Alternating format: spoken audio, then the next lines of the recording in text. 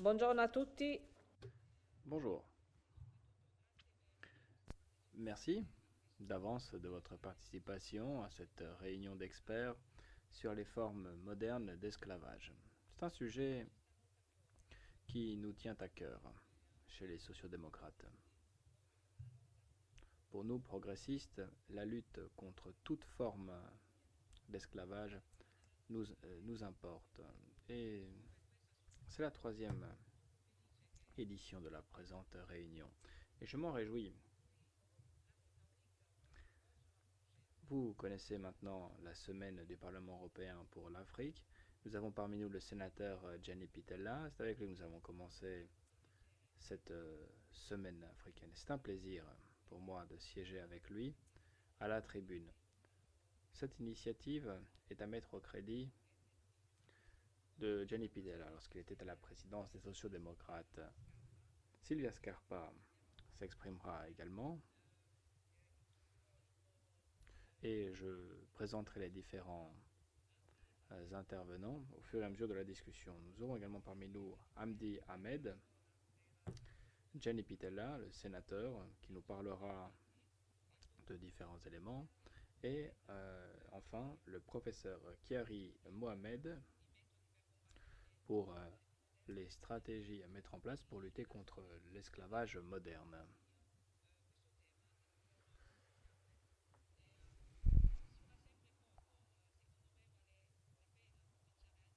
Et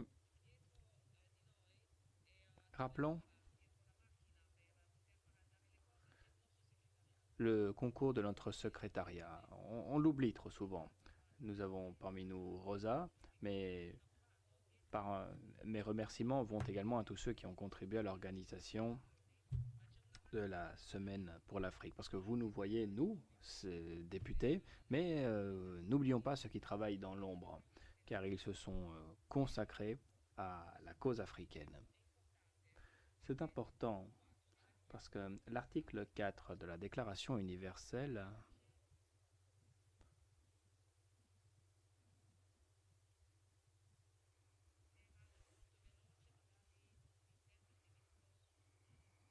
que les interprètes me demandent de ralentir si je parle trop vite. Non, non, ça ira, madame.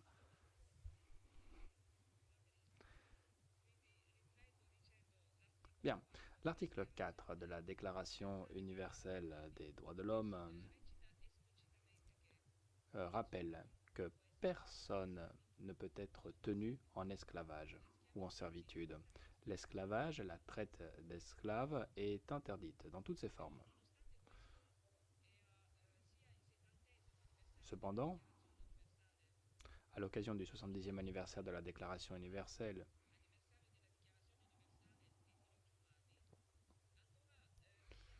nous avons fait le constat que la lutte contre l'esclavage n'a pas été réalisée, du moins pas totalement. Et aujourd'hui, il convient de parler des formes modernes d'esclavage. Nous le savons. En 1966, les Nations Unies ont adopté un pacte contre l'esclavage. S'ensuivirent des actes facultatifs visant à condamner les pays s'adonnant à cette pratique. Insomma, questa risoluzione, compresa anche l'abolizione della pena di morte, ma non voglio entrare nei dettagli perché i nostri esperti sono qui per questo e quindi insomma cercheranno di portarci all'interno di questo argomento. La schiavitù quindi si verifica spesso in zone isolate e l'accesso può essere anche messo in discussione, compromesso quando i lavoratori sono coinvolti in attività illegali, quando sono geograficamente isolati o quando lavorano in paesi o regioni violenti o politicamente instabili. Ho aggiunto solo questo passaggio per ricollegare il contesto in cui ci troviamo di una mobilità globale. Mai come oggi, con il fenomeno migratorio, dove molte volte abbiamo l'impressione che le persone quando si spostano lasciano i propri diritti alle spalle. Io preferisco parlare anche di un altro tema, la portabilità dei diritti, direttamente collegato con quello che è lo sfruttamento dell'essere umano. Quando noi ci mettiamo in testa che i diritti rimangano dietro di noi a casa e che la persona si sposta, introduciamo un elemento pericoloso e quindi bisogna mettere l'accento sulla portabilità dei diritti. Una persona che si sposta non può essere oggetto di mercificazione, mentre oggi quello che noi vediamo è la mercificazione delle persone. Quindi ci sono diversi temi, diversi elementi che ci possono comunque condurre a questa nuova schiavitù. Dobbiamo quindi promuovere e proteggere i diritti di tutti, e in particolare dei più vulnerabili della nostra società, laddove comunque insomma, questa condizione viene negata a queste persone. Ecco, senza più tardare, io comincerei subito a passare la parola alla dottoressa Silvia Scarpa. La dottoressa Silvia Scarpa è professore aggiunto della John Cabot University di Roma e insegna corsi di schiavitù contemporanea e tratta di esseri umani, diritto internazionale, Organizzazione internazionale e migrazione internazionale presso la John Cabot University. Lavora anche come professore aggiunto di diritto internazionale presso il Dipartimento di Giurisprudenza dell'Università della Luis, Guido Carli di Roma, e precedentemente ha insegnato un corso sulla migrazione e il multiculturalismo in Europa presso l'Università Americana di Roma. Ha lavorato come ricercatrice post-dottorato in diritto internazionale dei diritti umani presso la Scuola Superiore di Sant'Anna di Pisa. Insomma, un curriculum che è veramente molto, molto importante. Io passerei subito a lei, dottoressa, se ci vuole dare qualche elemento su queste forme moderne di schiavitù. Grazie. Grazie a lei, onorevole Chienghe, grazie mille anche per l'invito. Se non vi dispiace, con il vostro permesso parlerò in inglese. Honorable Chair, Madam Kyenge, distinguished members of the European Parliament, and ladies and gentlemen, let me first of all thank the Group of Progressive Alliance of Socialists and Democrats in the European Parliament for the kind invitation to join you today and to deliver this presentation on the issue of modern slavery in Europe and in Africa. I am honored and grateful for this opportunity and for the chance to discuss with you about the recent conclusions and recommendations that I identified in my briefing on contemporary forms of slavery, drafted upon the request of the Subcommittee on Human Rights of the European Parliament. I identified various problems, and I will try to merge a few of these conclusions on the most important issues for the purpose of understanding what can be done. The first issue that I identified is connected with the use of terms. As I said, the briefing was on contemporary forms of slavery, but as you know, there are a variety of issues arising within this area, as including the issue of human trafficking, issues connected with forced labor, child labor, as well as other forms of exploitation, such as the worst forms of child labor. So various legal categories that are used side by side together actually with so-called sociological concepts. Also the concept of contemporary forms of slavery or modern slavery, as we label them, is a sociological concept. And the first question that I was asking to myself is whether this is only a matter of semantics. Is it only a matter of the words that we use to label certain practices, or do we have problems whenever we are labeling certain practices in a different way? What I discovered, and this is part of the work that I have been doing in more than a decade, actually, because my first activities were connected with human trafficking, and 10 years ago I published my first monograph on the issue of human trafficking with an intention to propose that the trafficking framework should have been broadly used, because as it is, it might cover many of these exploitative practices.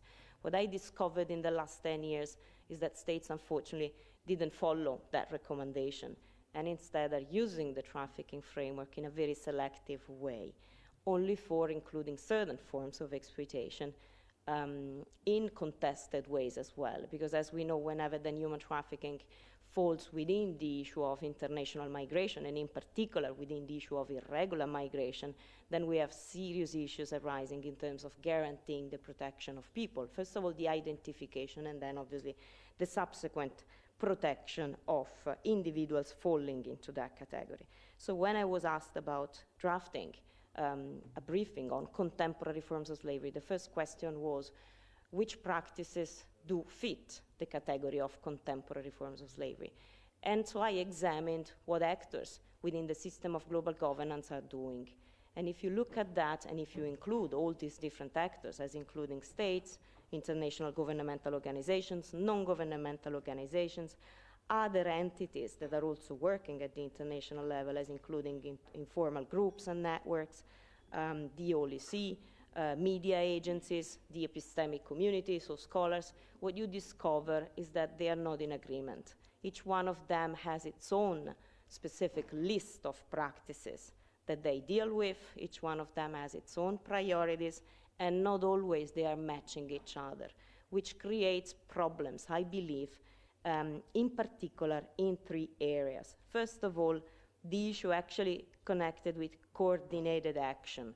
So what we are lacking is coordinated action at the global level, also because of that, because of different terminologies being used, and the different terminologies are not only a matter of semantics.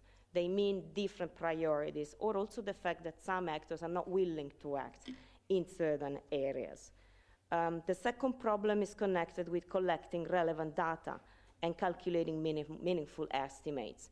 And this is also a problem, I mean, not only in terms of understanding the prevalence of the issue, but also understanding exactly where these issues are existing, and how actually then we can act for fighting against that at a global level.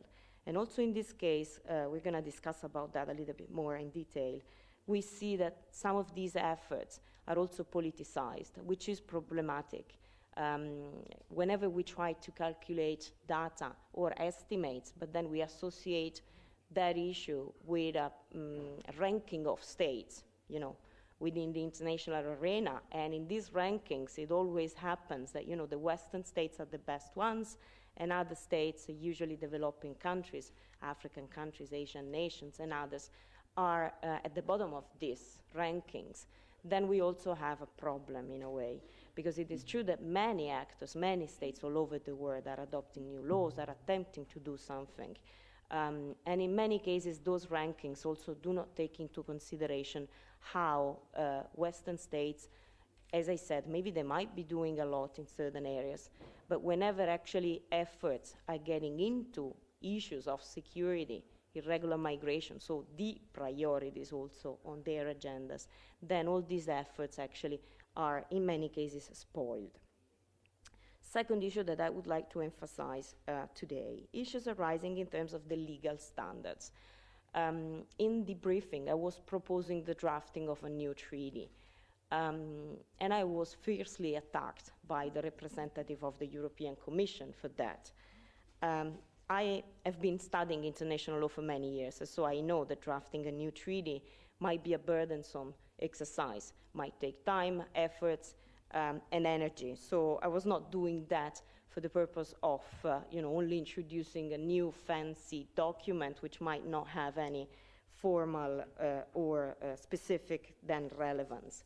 But if you look at that, definitely I think that this will be important, because the frameworks that we have in place today, the ones connected with slavery, which is very old and outdated, with conventions dating back 1926 and 1956, the framework connected with human trafficking, which was implemented, as I said, within the area of transnational organized crime, because the protocol, the Palermo Protocol, was annexed to a convention against transnational organized crime, and the one on forced labor, which is limited because of the fact that it deals with issues of forced labor, then are, according to me, are not sufficient for fighting against all these different issues. What is the international community doing? And I get very quickly to my conclusions. The recent steps are not actually, according to me, positive. The Sustainable Development Goals include actually 3 goals and targets specifically dedicated to some contemporary forms of slavery. But if you look at that, they are unconnected in a way to each other, and the action done so far is not positive in the end. It's very promising that actually one of the targets it's dedicated to the elimination of child labor by 2015, which is even 5 years before the other deadlines for the Sustainable Development Goals.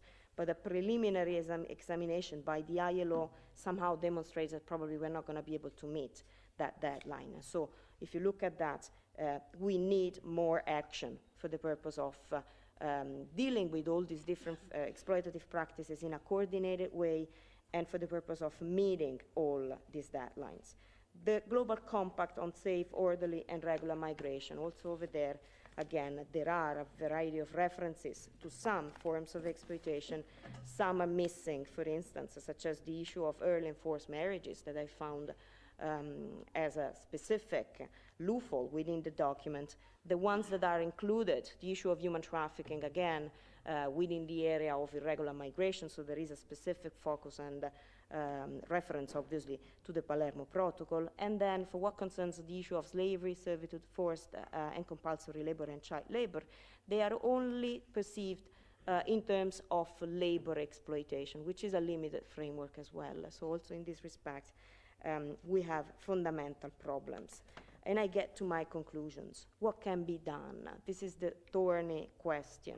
I've been teaching in the last decade a course on contemporary slavery and human trafficking in Rome at John Cabot University. And I'm grateful actually to the dean of that university for the chance actually to introduce that course, which was a novelty 10 years ago. Not so many universities had courses in that specific area. And the course generated a tremendous interest.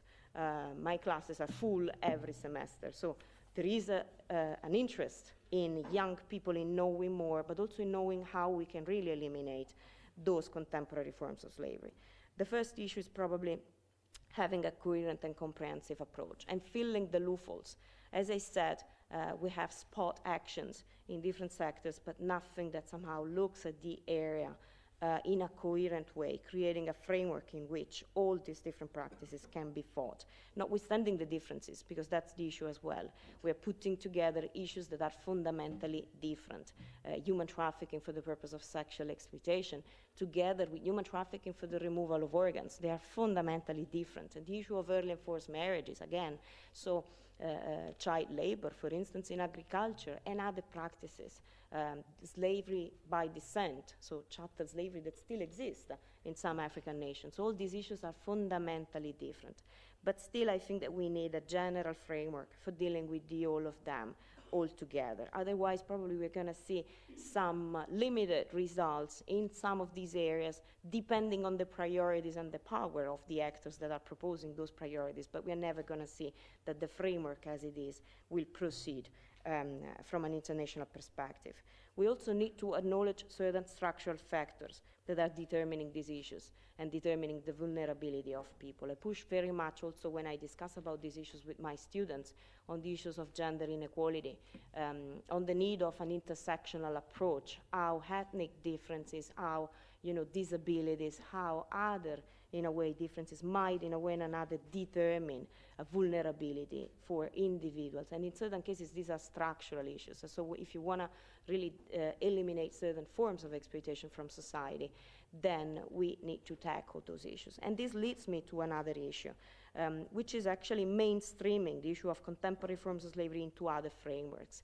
This summer, I was attending a conference in Rome of the Academic Council of the United Nations, and I saw how, for instance, FAO, the Food and Agriculture Organization, now is starting actually to deal with some issues connected with child labor and forced labor in agriculture. So we really need also multiple actors from multiple perspectives. Climate change, again, climate change can determine certain forms of exploitation whenever people are moved and they have nothing with themselves, so they're vulnerable whenever they're gonna go. Environmental action, some of the slaves are destroying the environment. And they are obliged to do so, because they are forced to do the activities that they do. So this is also important in a way. A bottom-up approach, so how do we solve these issues? Participation. talking to the people who are also in these situations. Because again, proposing, as I said before, frameworks with a top-down approach, probably it's not going to solve many of these issues. And then finally, the role of awareness raising, sensitization, and I would rather add education at all levels. Individuals are to be aware. Many of my students are interested in this issue, and as soon as they attend the course, the first thing that they say, slavery doesn't exist. Or if it is existing, it exists somewhere else in the world, not in the US, not in Italy, not in Europe. You know, it's not something that we see openly, because probably we do not have the mindset for seeing it, but actually it is everywhere. And the more we study it, the more we have investigative reporting on this, we discover that really it is everywhere.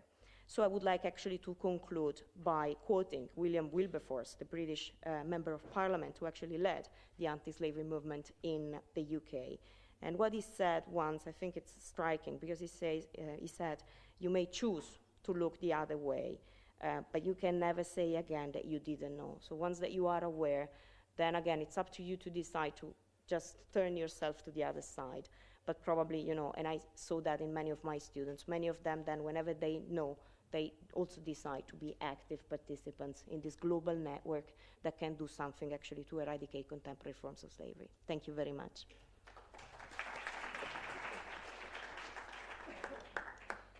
Grazie Silvia, grazie molto per questi elementi. Di sicuro non possiamo dire che non lo sapevamo e quindi non possiamo guardare dall'altra parte. Io proseguirei gli interventi perché ci hai dato gli spunti facendoci capire anche quali sono queste nuove forme di schiavitù, quindi dal lavoro forzato al lavoro minorile, la tratta di esseri umani, ma ci sono anche persone che vengono trattenute in schiavitù perché devono pagare un debito in moltissimi paesi. I matrimoni forzati, lo sfruttamento sfruttamento sessuale fanno tutte parti di queste nuove forme. Quindi se non abbiamo gli elementi, se non abbiamo gli strumenti giusti, rischiamo di non vedere la schiavitù che si fa dal nostro vicino di casa. Passo subito la parola al professor, passo subito la parola a Hamid Ahmed, che fa parte dell'iniziativa per la rinascita del movimento abolizionista. Hamid Ahmed è un rappresentante dell'iniziativa per la rinascita, appunto, movimento abolizionista, IRA Mauritania, guidata da Biram Da Abeid. Il gruppo è stato fondato nel 2008 ed è descritto da Abeid come un'organizzazione della lotta popolare. Questo gruppo è stato coinvolto in sit-in di fronte al Ministero della Giustizia, quindi è stato anche coinvolto in scioperi della fame, marcia attraverso tutta la città, attraverso moltissime città in Mauritania. Il gruppo combatte la giustificazione religiosa della schiavitù, quindi qui toccheremo sicuramente il tema culturale. Abed ha fondato l'IRA in Mauritania nel 2008 ed è stato a sua volta arrestato più volte per il suo attivismo contro la schiavitù. L'IRA Mauritania ha ricevuto il premio Human Rights to Live nel dicembre 2015. Lascerei la parola a Hamdi Ahmed per portarci alcuni elementi. Merci. Vous avez 8 minutes, merci. Merci, Madame.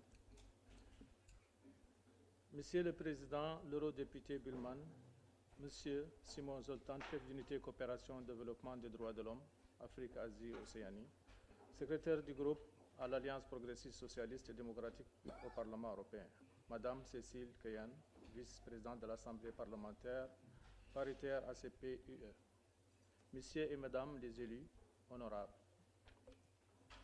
Il y a quelques mois, par un esprit visionnaire, aimable et engagé pour la cause universelle de la dignité humaine, vous adressiez une invitation à mon compagnon de lutte et mon président Biram Dahabey en tant qu'invité de marque à cet important événement, la Semaine de l'Afrique.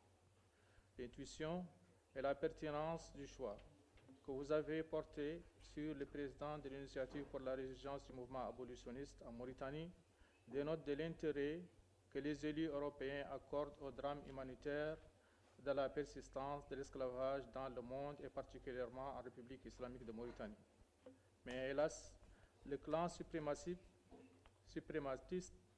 acquis à l'esclavage et au racisme contre les Mauritaniens d'ascendance africaine a décidé d'attaquer notre courant abolitionniste et pacifique en arrêtant le président Biram Da Abeid pour l'empêcher d'assister à cet important événement, entre autres, et le priver de battre campagne en Mauritanie pour le poste de député auquel il était candidat. Ainsi, chers élus, la 4e incarcération arbitraire de Biram Da Abeid pour des raisons d'opinion, de militantisme, de droits humains et d'activisme politique pacifique en l'espace de 7 années a privé mon camarade d'être parmi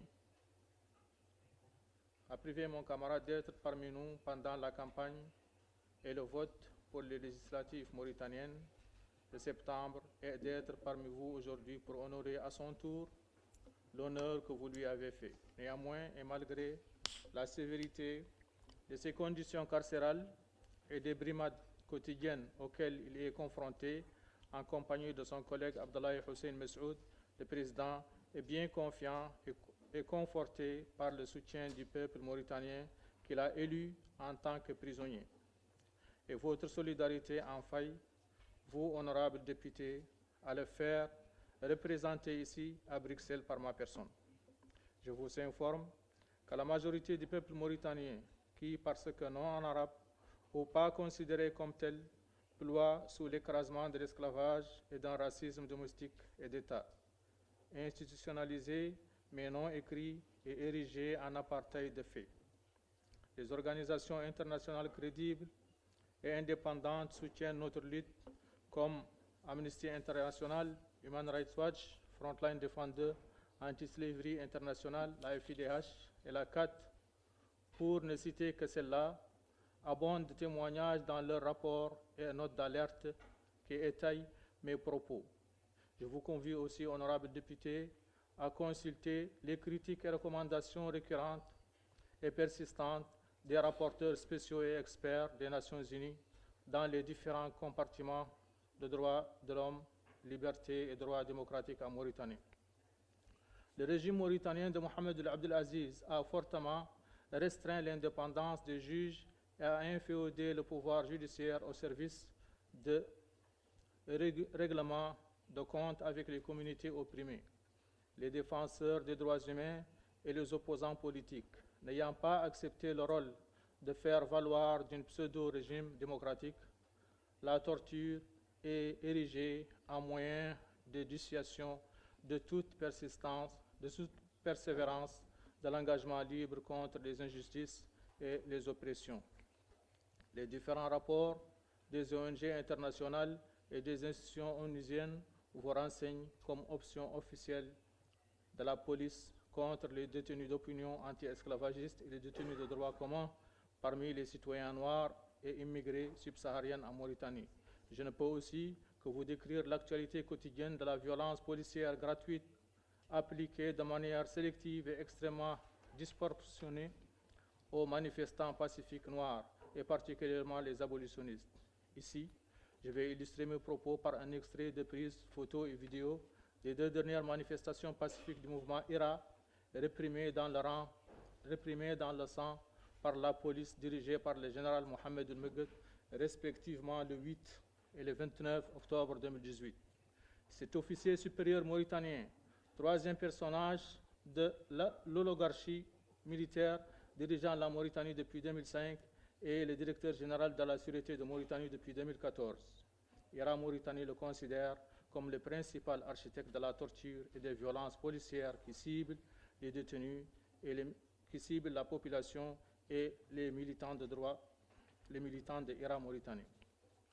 Honorable, notre ONG IRA Mauritanie était interdite par le régime mauritanien dès sa naissance. Le président Biram Da Abeid a eu l'idée de s'appuyer sur les justes dans les pays et sociétés du monde libre.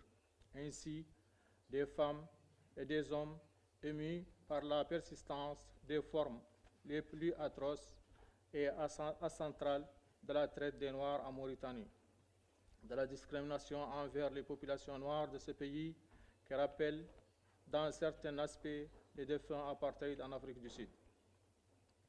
Ont fondé des associations IRA dans leur pays en vue de contribuer à l'éradication de l'esclavage dans le dernier pays esclavagiste au monde qui est la Mauritanie. Au nom du président Biram Dahabey, je rends hommage à toutes les IRA européennes, à commencer par la première d'entre elles, IRA France, jusqu'à la dernière née, IRA Allemagne, en passant par IRA Pays-Bas, IRA Espagne, IRA Italie, et en soulignant la présence à mes côtés de Madame Marie-Vonne Maïs, la présidente de IRA Belgique. Madame Maïs et ses collègues, dans leur ASBL IRA Belgique, représentent notre relais fidèle et actif devant les autorités belges et européennes et constituent, avec notre partenaire UNPO, des appuis efficaces et indispensables à notre plaidoyer européen. Honorables, le soutien de votre groupe parlementaire, de votre importante institution parlementaire, de vos pays respectifs et de l'Union européenne est indispensable à la libération de Biram Dahabey et de Abdallah Hussein Massoud, à l'éradication de l'esclavage et à la fin de l'oppression des citoyens d'ascendance africaine en Mauritanie et la démocratisation et pacification de ces pays alliés stratégiques de l'Europe. Hamdi Ahmed, délégué du président Biram Dahabey à la Semaine d'Afrique organisée par le Parlement européen. Merci beaucoup. Merci à vous. Et,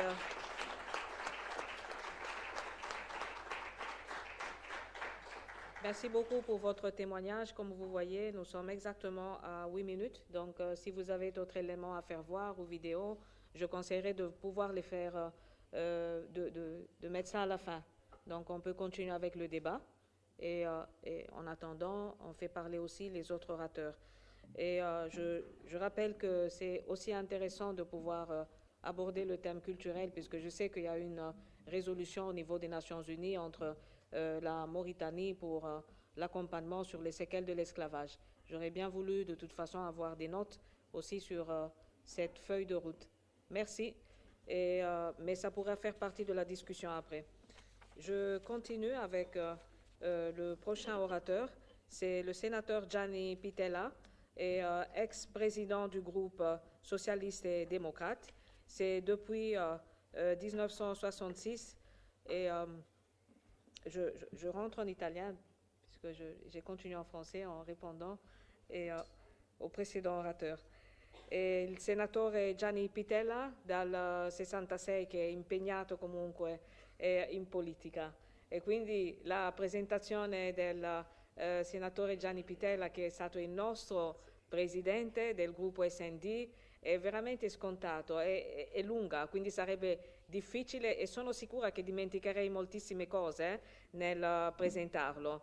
È praticamente il nostro pilastro per le nostre politiche e io sono veramente felice, come ho detto all'inizio, perché con lui, con la sua sensibilità, che abbiamo iniziato a portare l'Africa qui dentro il Parlamento, dentro il gruppo SD e fino ad arrivare alla realizzazione della settimana africana. Oggi lui ricopre un importante ruolo al Senato dove continuano le nostre battaglie, la sua voce è sempre più importante perché ci collega dal Parlamento europeo direttamente al territorio, ma come vedete non si è tirato indietro a tornare con noi per la settimana africana. Grazie Gianni e a te la parola. Grazie e buongiorno a tutti voi. Cecilia Kyeng è una vera combattente. Lo dico non per restituire la gentilezza che lei ha usato nei miei confronti, ma perché io ho potuto toccare con mano in tanti anni di vicinanza e di impegno comune la sua tenacia, la sua lungimiranza che deve essere di esempio per tutti noi. E a me fa piacere che ci siano qui anche altri parlamentari europei, italiani e non, vedo Giuseppe Ferrandino, Boris Zala ed altri, il gruppo socialista e democratico, e sono fiero di questo, ha iniziato con la mia presidenza e ha proseguito con la presidenza del collega Udo Bullmann una battaglia politica che non ha fine. Ecco, Soraya, che è qui il suo posto, che è una battaglia che non vede soltanto l'African Week, ma vede l'Africa come priorità politica della sua azione. E ringrazio anch'io i tanti, dovrei fare un elenco lunghissimo, da Simon, a Daniele, a Rose, a Joshua e tanti altri, che hanno lavorato in questi anni alle spalle nostre o al fianco nostro per portare avanti questa bellissima battaglia politica che ci rende unici nel Parlamento europeo e forse unici nei parlamenti nazionali d'Europa, e dobbiamo insistere in questa direzione. Vedete, io ho 3 flash nella mia memoria che richiamano a questo grande tema drammatico della schiavitù. Il primo è quando siamo andati con Daniele e con altri, Cecilia, nella Repubblica Democratica del Congo e abbiamo visitato la clinica dell'attuale premio Nobel per la pace. Allora era un grande medico, Denis Mukwege, che ha salvato la vita a migliaia e migliaia di ragazze violentate, perché nella Repubblica Democratica del Congo agiscono le più pericolose mafie che si impossessano del territorio, che uccidono i mariti, che violentano le mogli e che costringono i bambini, i figli a lavorare nelle miniere da cui estraggono il coltan con cui vengono realizzati i nostri cellulari. Questi cellulari sono sporchi di sangue.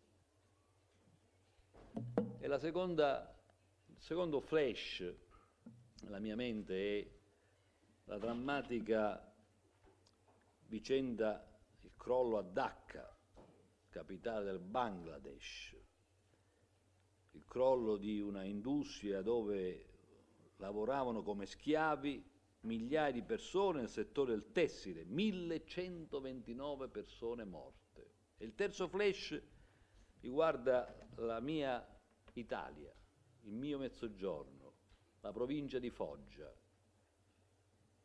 6 agosto 2018, 12 braccianti di provenienza africana muoiono stipati in un furgoncino. È la storia di tutti i giorni. 14-15 ore di lavoro sottopagato.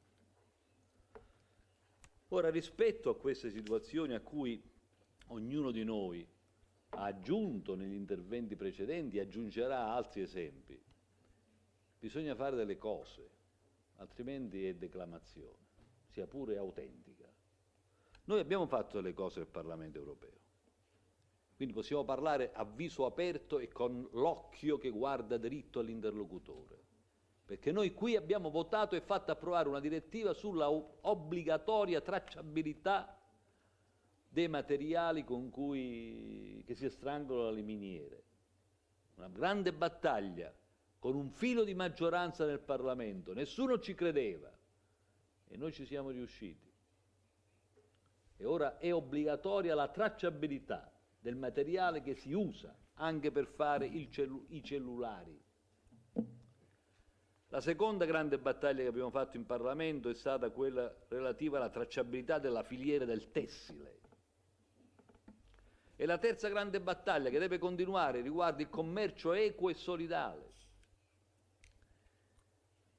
con i bollini fair trade, per esempio, e con altre iniziative. E poi c'è bisogno di continuare a sensibilizzare le opinioni pubbliche, locali, regionali, nazionali, mondiali, perché grazie alla sollevazione e alla mobilitazione dell'opinione pubblica possono essere denunciate, snidate, svelate condizioni di schiavitù. E poi c'è un altro concetto che dobbiamo valorizzare sempre di più, che è la responsabilità sociale delle imprese. Dobbiamo sempre di più esaltare e sostenere quelle imprese che fanno impresa sociale, con rispetto dei diritti, che si impegnano nel sociale, non solo a garantire al loro interno i diritti dei lavoratori e delle lavoratrici, ma anche all'esterno. In Italia la situazione è molto grave, anche da questo punto di vista. Ho ricordato l'episodio di Foggia. Voglio ricordare una legge fatta approvare dal mio partito, il Partito Democratico, che dà delle risposte positive, la legge contro il caporalato, che introduce pene severissime contro coloro i quali sfruttano queste persone, che istituisce un fondo antitratta, che istituisce delle provvidenze per le vittime, degli indennizzi per le vittime di questi episodi di schiavismo, che certifica le aziende agricole che rispettano le normative. Ma bisogna fare molto di più. C'è un grande tema, e vado a concludere, anzi due grandi temi. Un tema molto attuale in Italia e forse non solo in Italia, il tema dell'immigrazione. Se non si gestisce in maniera corretta il flusso migratorio, si apre la porta all'azione delle mafie che controllano e gestiscono le persone, perché la mobilità delle persone è un elemento inviolabile ed è un elemento purtroppo non confiscabile, soprattutto quando ci sono fame, violenza, guerre. Le persone si muovono. Tu non le fermi con gli slogan come fa Salvini, che dice chiudiamo i porti, né li fermi con la legge che ha approvato il Senato ieri, la legge sul cosiddetto decreto, il cosiddetto decreto sulla sicurezza, che produce maggiori irregolari, perché riduce la possibilità dell'integrazione. Più riduci l'arrivo di immigrazione illegale, più crei illegalità, irregolarità e gestione mafiosa e schiavismo. Questo deve essere detto chiaro e forte all'opinione pubblica italiana e mondiale. La seconda e ultima questione è che la schiavitù è una delle facce, insieme al complesso fenomeno delle disuguaglianze, della globalizzazione. La globalizzazione non è anche questo un fenomeno che tu fermi dicendo io voglio scendere dal treno, il treno non si ferma, ma la globalizzazione va gestita e governata politicamente, e questo governo non c'è stato. Il mancato governo della globalizzazione in senso democratico ha prodotto nuove schiavitù e nuove diseguaglianze. E se c'è una via che può ridare smalto alla parola e alla funzione del socialismo, è la via della riparazione rispetto alle conseguenze nefaste della globalizzazione. Noi possiamo riprendere e dobbiamo riprendere il nostro cammino, perché il socialismo non è quella brutta cosa che abbiamo visto nei secoli scorsi, e nemmeno l'acqua calda con cui si è cercato di ripulire la faccia esterna del capitalismo. Il socialismo è una grande filosofia, è una grande cultura, è una scienza che vuole cambiare le cose, soprattutto a partire dalle grandi diseguaglianze che segnano la storia e la vita del nostro pianeta.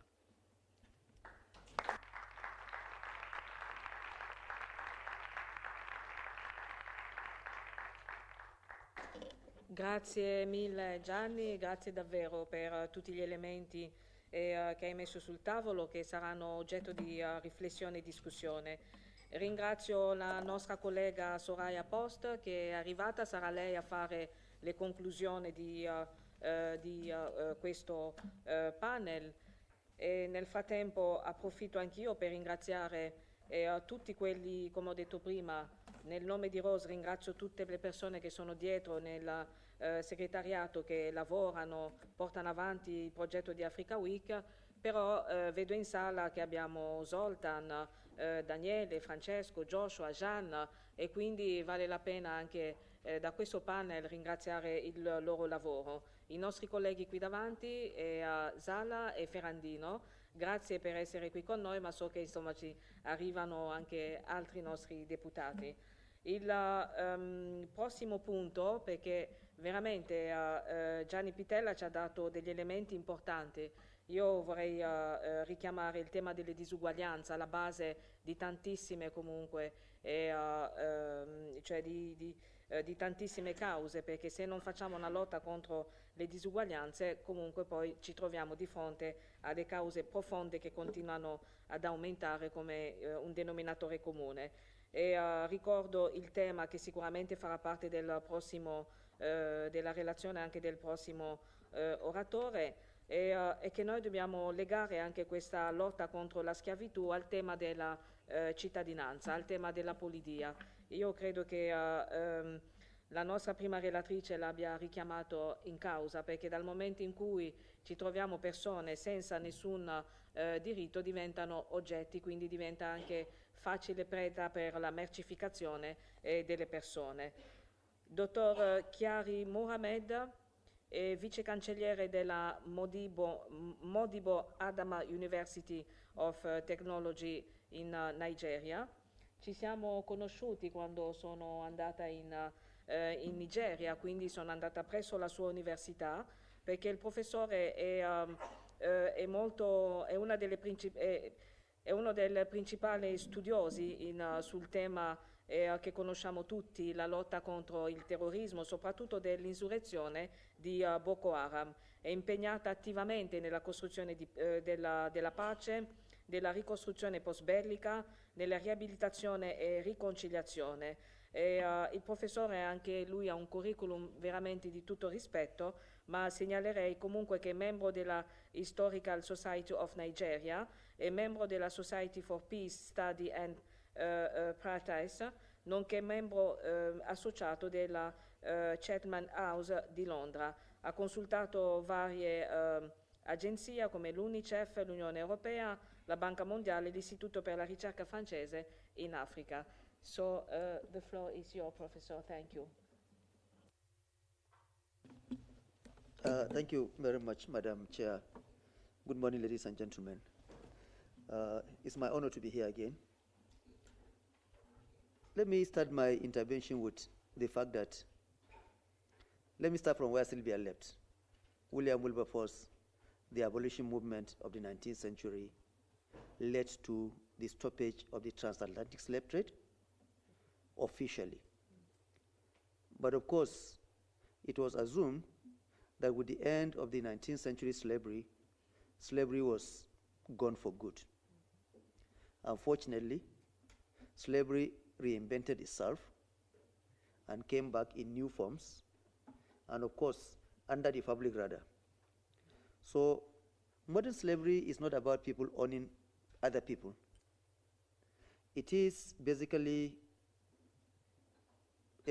a form of slavery that is thriving on other people, exploiting other people, without necessarily calling it the name of slavery. Whether you call it modern slavery or contemporary slavery, the bottom is that there is coercion, there's exploitation, there is control without the consent of the individual who is being controlled. So the key words are coercion, exploitation, control, and lack of consent. Now, modern form of slavery, like Sylvia again said, includes forced slavery, debt bondage or bonded labor, human trafficking, child slavery, inherited or descent-based slavery, early marriage. These are all forms of slavery. We're not sure we know what the causes of slavery are, but definitely they are also multifaceted.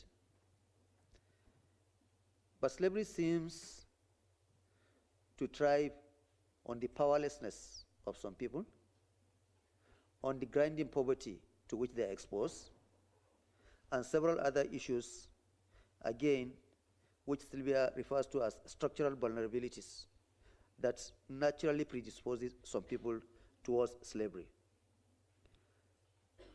Customs and tradition, particularly in several parts of Africa.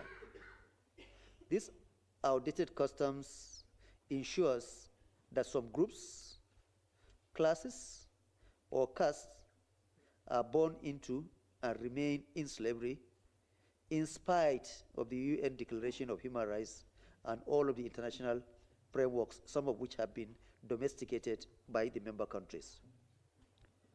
So since most of these issues, particularly international frameworks and what needs to be done, had been effectively handled, going forward, what should we do? Modern slavery, by whatever name or form, has no place in the modern world and must end.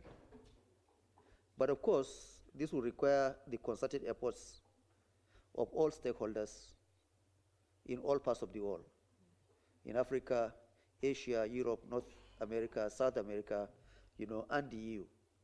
As a first step, all customs, traditions, and belief systems that practice slavery must be legislated against, and of course, the law needs to be enforced.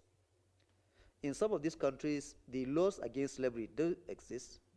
However, the institutions are so fragile and ineffective that they cannot be enforced. So particularly the capacity of states to monitor and enforce ban should be enhanced. The EU should dismantle cartels of criminals that thrive on the import of slaves from poor countries. Because in Europe, traffickers and those who hold traffic slaves should be identified and punished to serve as a deterrence, to others. Meanwhile, victims of slavery should be rehabilitated to pick up the pieces of their lives, either back home in their countries or in the new lands in their new abodes. Another viable mechanism for ending slavery is community sensitization, or what Sylvia calls education awareness on the inherent dangers of slavery practices wherever it exists.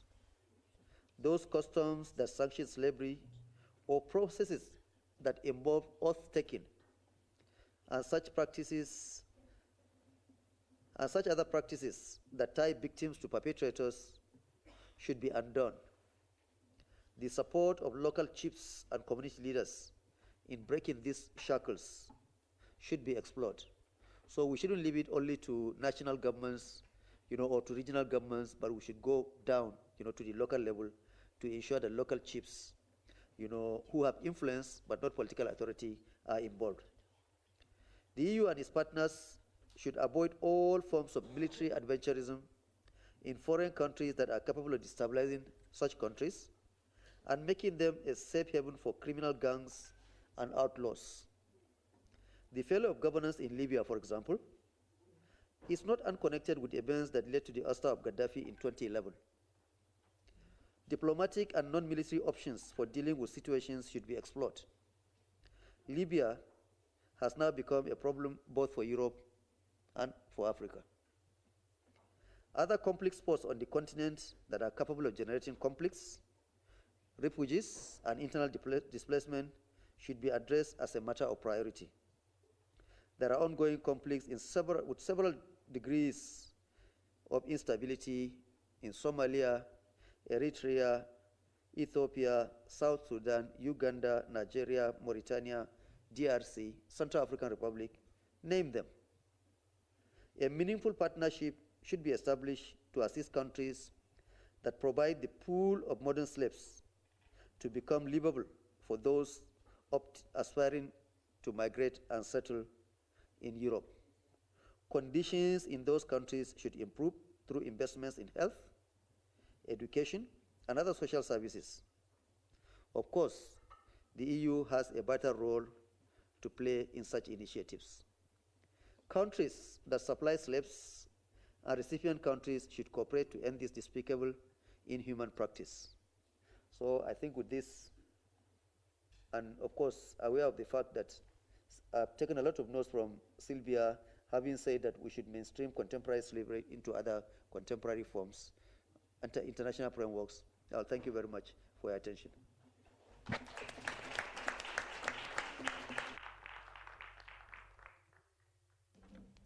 Thank you very much, Professor. E adesso andiamo avanti. On a avec nous Madame, oui, Madame, est la présidente de l'Association des femmes chefs de ménage en Mauritanie.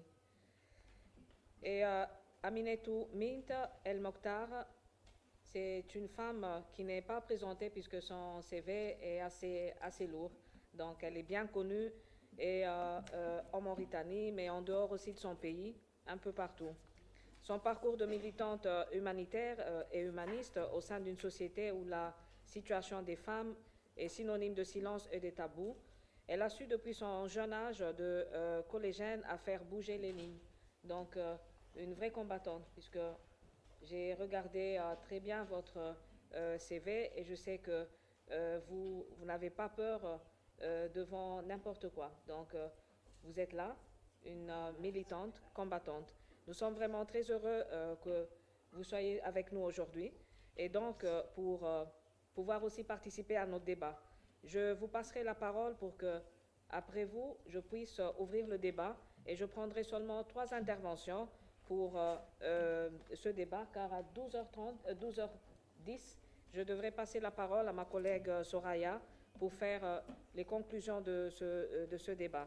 Donc, Madame la Présidente, on a besoin de votre témoignage et on veut aussi écouter vos propos par rapport au sujet de ce séminaire. Merci beaucoup. C'est à vous la parole, Madame. Merci. Donc, merci de m'avoir donné l'occasion de m'exprimer sur une situation qui me tient beaucoup au cœur. C'est la situation de l'esclavage et ses séquelles dans mon pays, mais aussi c'est la situation des militants de droits humains et des militants anti-esclavagistes dans mon pays. Donc, en ce qui concerne l'esclavage est une pratique inhumaine et dégradante en Mauritanie. Donc, elle existe malgré des mécanismes qui sont mis sur place, malgré une loi rendant l'esclavage un crime contre l'humanité, qui a quand même sanctionné le combat de militants de droits de l'homme.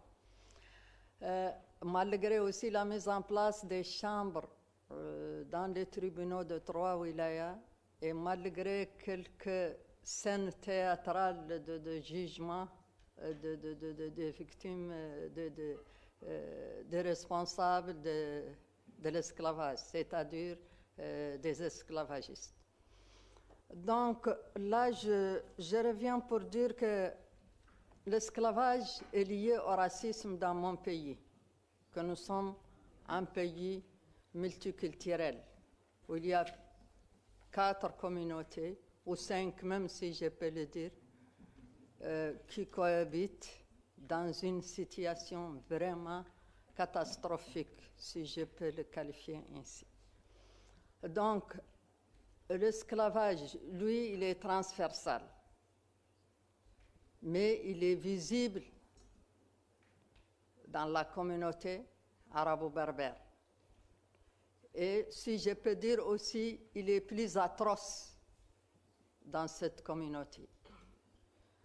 Il est à degrés différents, parce qu'il y a des communautés où l'esclavage a disparu, il y a d'autres communautés où il existe encore quelques séquelles, mais il existe au niveau de la communauté arabe et la communauté soninké tel qu'il était.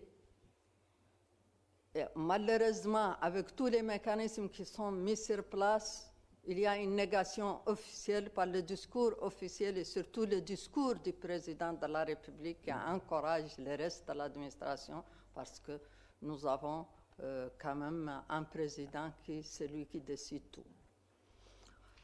Il y a un manque d'accès à la justice pour les descendants d'esclaves. Il y a l'exclusion et il y a la maltraitance physique, psychologique et la négligence. Donc, il se manifeste sur l'ensemble de ces aspects-là.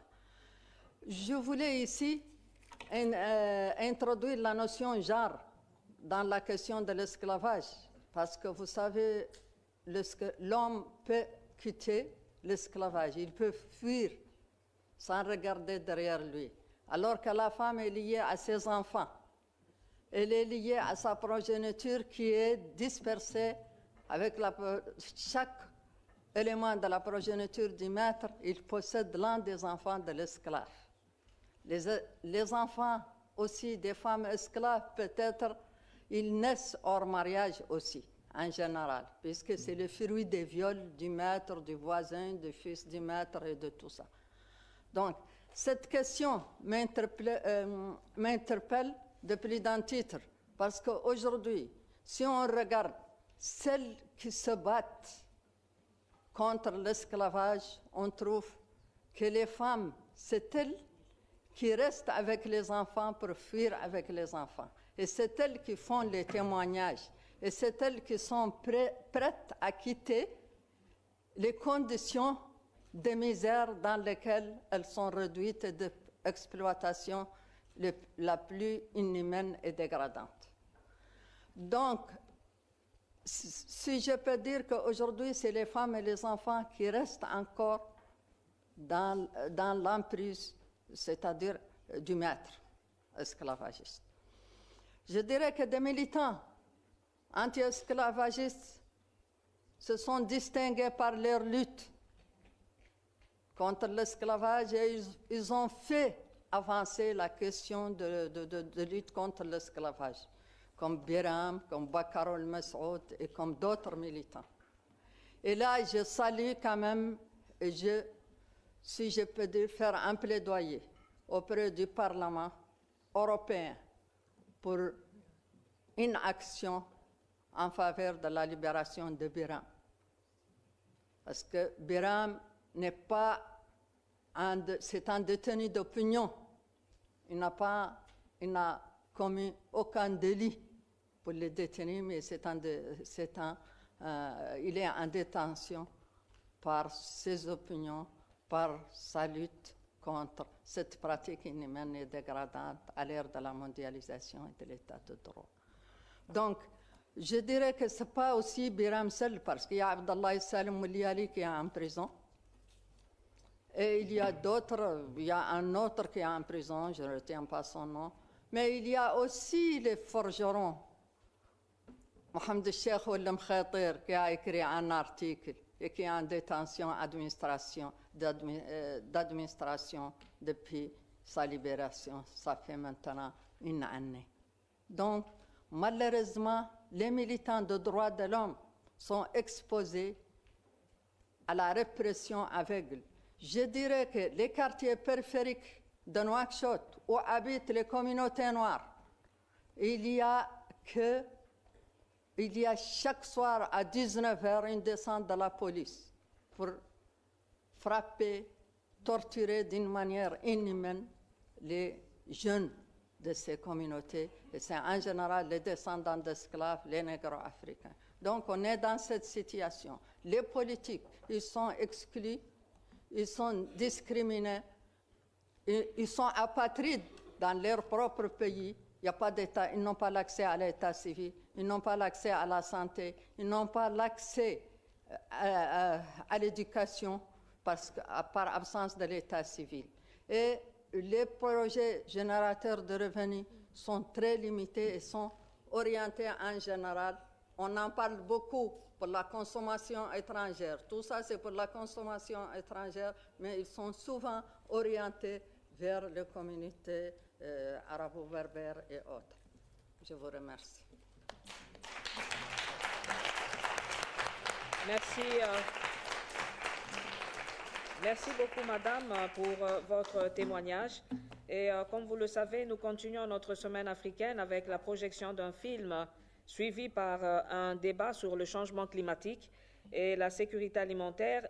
Et cet événement aura lieu dans la salle ASP 363, c'est juste à côté. Donc, juste pour que, après le débat, vous ne puissiez pas quitter le Parlement. Donc, on continue avec la projection du film.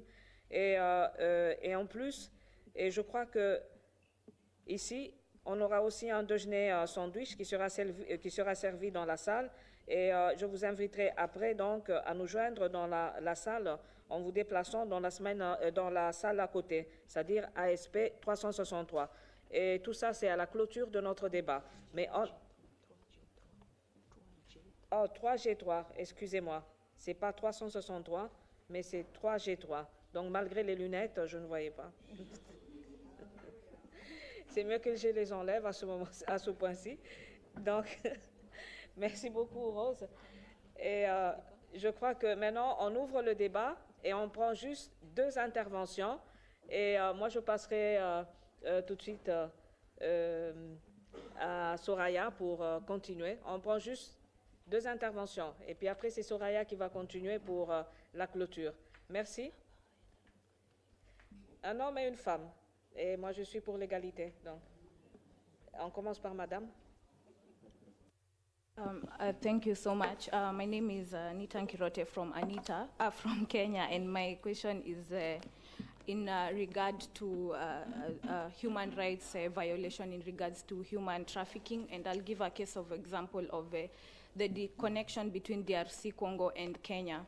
So with economic crimes perpetuated in DRC Congo in the mining areas, women are violated, their husbands are killed, and the result is Kenya receives a lot of refugees who go to Kakuma refugee camp. And if around 5 years ago, the government of Kenya wanted to close Kakuma refugee camp, and it became there was international intervention from the UN. But my question is, these refugee camps continue staying there for long, and I feel like the women and children are denied access to SDGs 1 to 4. That's they experience poverty, hunger, lack of education, and inequality. Is there really sustainable lives in these refugee camps, and what are we really doing to stop this, and how can the SND group intervene in such situations? Thank you.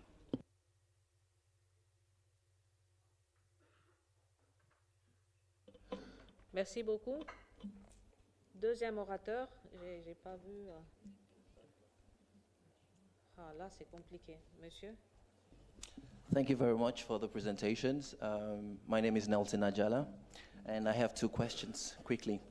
The first question is that in Africa, for example, as Professor Mohamed rightly pointed out, that there are customs and traditions that actually prevent people from, getting away from slavery. And my question is, since we know that injustice anywhere is injustice everywhere, and that human right slavery is a human right issue, what do we do about the known structures that actually allow this to happen? For example, with customs and traditions, you have the Chokoso systems, places to practice on this. We have shrines, and we have, in Ghana, for example, you have the Nogopo, you have the Gambaga witch camp, and all these places that actually promote different kinds of slavery. So what do we do about the structures, these known structures by everyone? You talk to anybody and they're, here this kind of thing is practiced, there is practiced. What do we do about these structures? Second question, which was actually voiced by my brother here, he wants to know, and I also want to know, what Africans or like regional bodies themselves are doing in contribution to this. For example, the AU, the regional for ECOWAS, how are they participating in this fight against slavery and its practice? Thank you very much for the opportunity.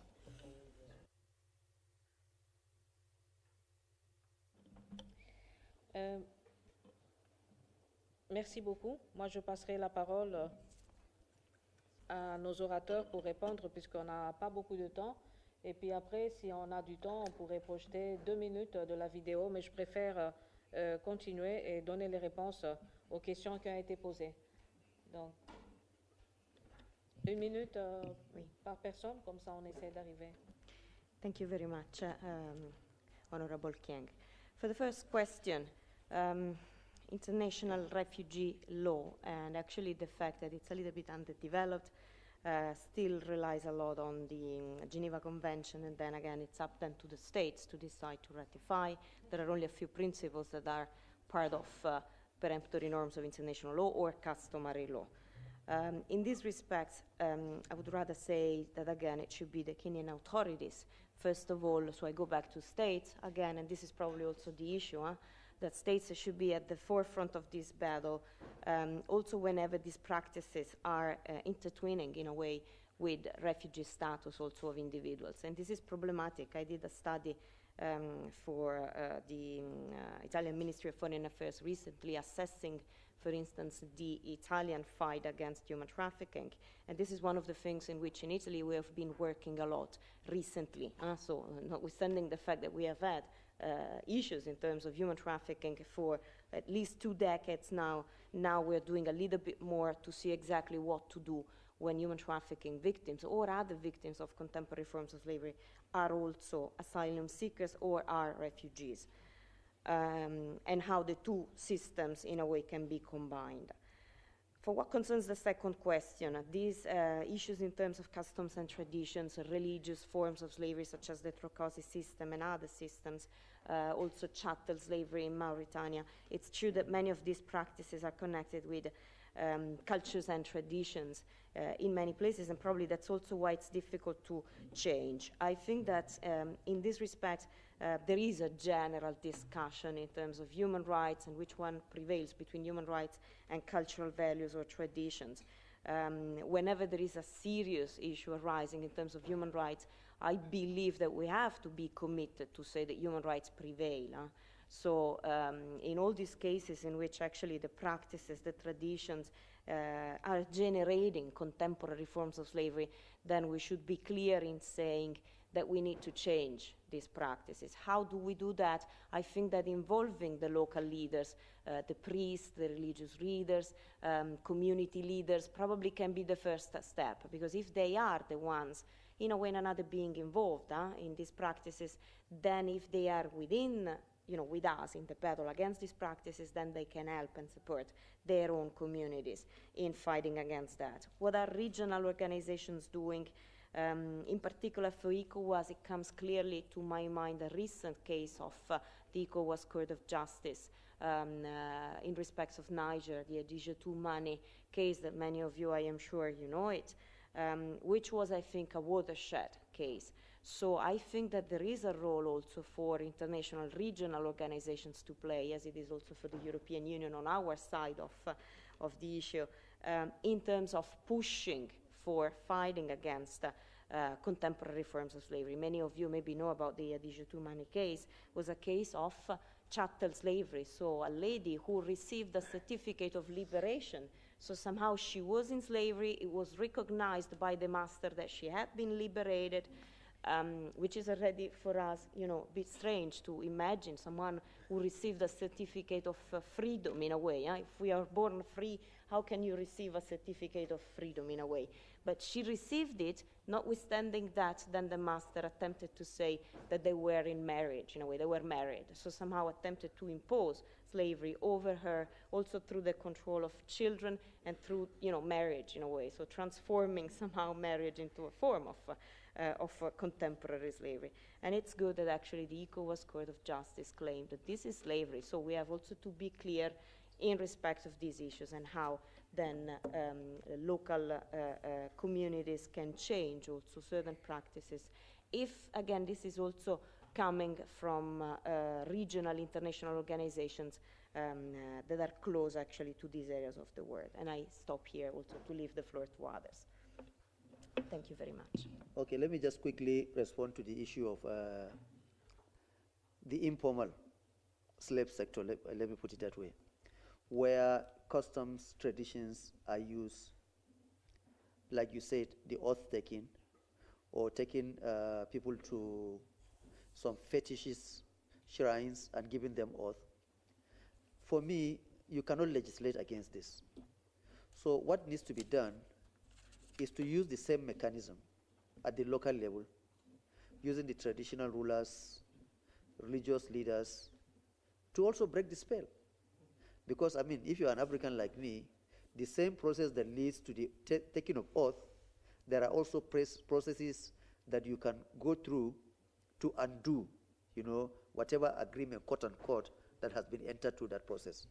So this is not legislation, this is not a state activity, but you will have to use, you know, the local chiefs, the babalaos, the alphas, you know, the local communities to attend to this. Thank you. No, velocissimo perché voglio lasciare tutto il tempo a Soraya. Volevo dire che do la mia carta da visita a Rose con preghiera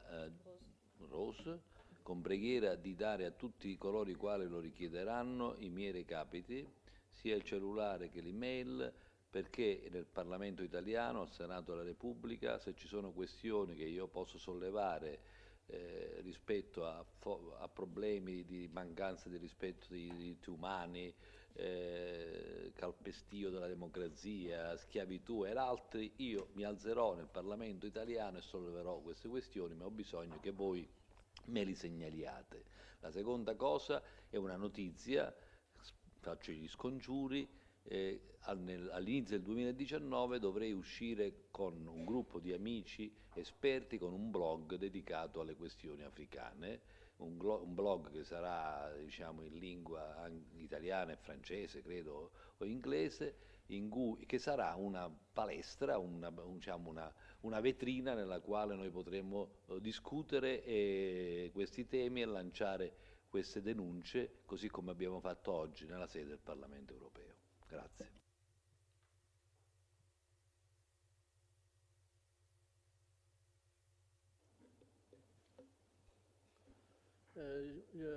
Je pense que, en dehors de ce que les camarades ont dit, moi je pense qu'il y a aussi la nécessité qu'il y aura une volonté d'application de loi du gouvernement. Il y a un manque de volonté d'application de la loi. Si la loi contre l'esclavage, dans mon pays par exemple, les autorités étaient volontaires de l'appliquer, je pense que le problème allait être résolu. Mais il n'y a aucune volonté d'appliquer cette loi. Merci beaucoup. Malheureusement, je crois qu'on n'aura pas le temps de diffuser la vidéo, mais je passe la parole à ma collègue. Donc, j'ai terminé ma partie et je vous rappelle, et après l'intervention de Soraya Post, on ira dans la salle à côté. C'est 3G3. Donc, oubliez le 363. C'est 3G3. Merci. Soraya? Oui, il y aura aussi un déjeuner dans la salle. Merci. Thank you very much, Cécile, and thank you for giving me the honor to close this session. And I must also say I am also very proud of my group, the Social Democrat, who initiated this Roma Week for the second time, I believe. It gives a strong message to the rest of the world that we are taking solidarity, our ID, political ID, which is built on and based on solidarity and equality, that we are all equal in rights and dignity. So I'm very proud. I am not a social democrat. I have been grown up in the social democrat government. I belong to a feministic political party, feministic initiative. But as soon as I was elected to represent my political party, I joined the Social Democratic group, and I'm very happy for that. I totally agree with the lady from Mauritania when she said that it is linked to racism and capitalism and the force of dehumanization. So you don't need to identify yourself with your neighbor if you exploit your neighbor. I think this is not only a problem for continents outside the European Union. We have the same problem also in the European Union. I just wanted to give an example of my people. I belong to the Roma ethnicity, and a lot of them are used as slaves still today. They closed slavery in Romania 1865. The reality, the end of the slavery, when they stopped selling them as cattle on the market, was more closely like 1890. So, but the slavery got a more sophisticated form by not employing, discrimination, anti-gypsies, and to keep them in poverty. So the history of Europe is also very dark, and at its own continent, not to talk about other continent, has been used by European for centuries. Anyhow, it is a horrific reality for millions of people across the world. It is unbelievable that so many years after the abolition of slavery, modern slavery continues to affect more than 40 million people, and it has different forms. Taking another human being's freedom of choice is a fundamental violation of human dignity. We also know that the victims of modern slavery are most often those who are already in vulnerable situations due to their gender, their age, ethnicity, migration status, or coming from a conflict zone, or due to their poverty. According to the International Organization for Migration, women and girls account for 71% of the total number of modern slavery victims, and 1 in 4 victims of modern slavery are children. This is an intersectional issue which needs an intersectional approach. It is a feminist issue as well. Earlier this year, I worked on a report on child, early and forced marriage, and how to step up the EU's action on combating this fundamental violation on human rights. 12 million girls marry before the age of 18, almost 1 every second. Women are forced into prostitution and are victims of trafficking across the world at alarming rates, even when laws do exist to prevent it happening. They are not enforced, and authorities look away, which shows us that it is not only a matter of rule of law, it is also a matter of democracy, to strengthen the democracy. Rule of law has to be linked with democracy to be effective, and of course, the respect for human rights. It is very important to keep this issue high on the political agenda, and why it is important for human rights-based political parties, like the SD and my feministic initiative, that they are in government or at position where decisions are taken. We also see that the amounts of money that companies can make from exploitation of workers through modern slavery is huge. Each year, forced labor in sectors like domestic work, agriculture, construction, manufacturing, and entertainment generates $115 billion in illegal profits.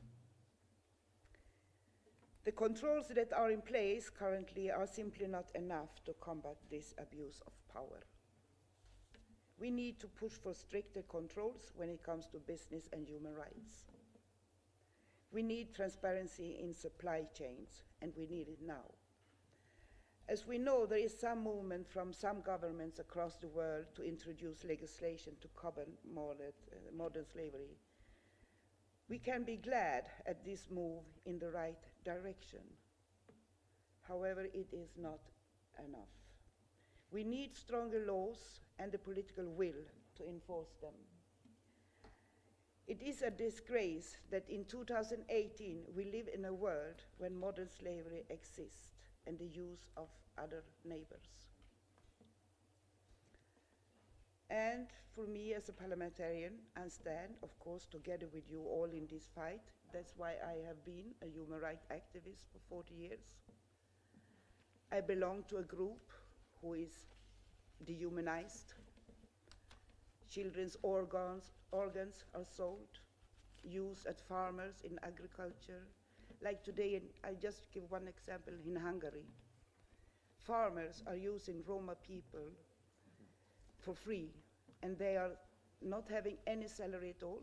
They are doing the work, but they have one meal a day, and they sleep among the cattle. So there is no costs. And this is the reality here in Europe.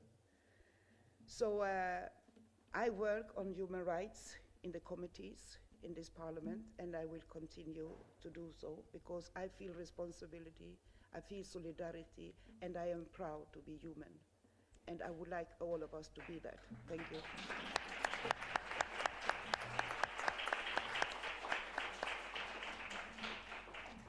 Grazie a tutti e come ho detto prima vi aspettiamo nella sala 3G3. Ringrazio tutti i nostri relatori, veramente un dibattito molto interessante che è prioritario per il nostro gruppo SD. Grazie e buona continuazione.